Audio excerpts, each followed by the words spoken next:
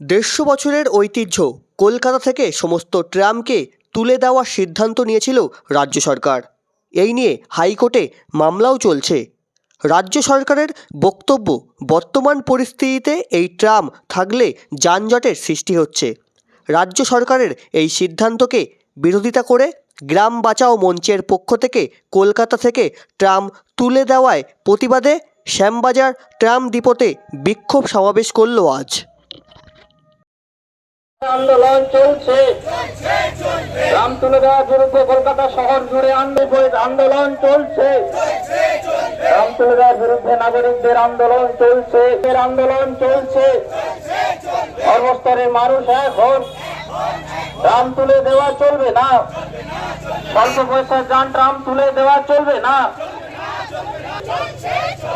দিকে দিকে ট্রাম তুলে দেওয়ার বিরুদ্ধে আন্দোলন গড়ে তুলুন, আন্দোলন গড়ে তুলুন। কলকাতা শহর থেকে ট্রাম তুলে দেওয়া চলবে না, অপেক্ষা করে ট্রাম তুলে দেওয়ার বিরুদ্ধে আন্দোলন চলছে।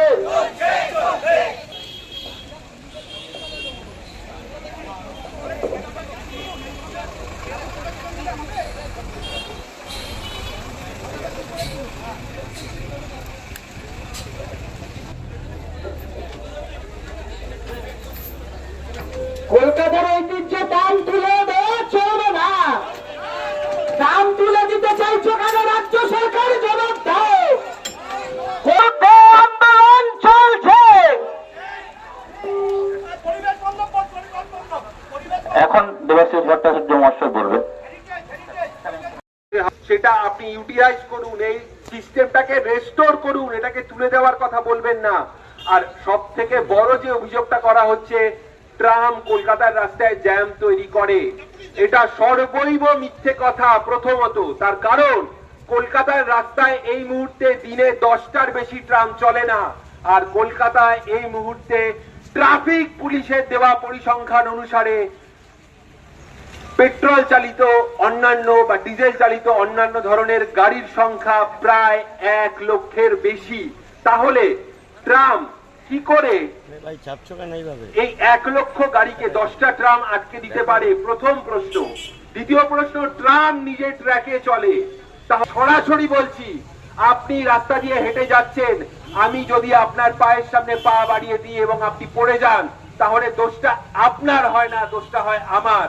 তার কারণ আমি আপনার চলার রাস্তায় পা বাড়িয়ে দিয়েছি।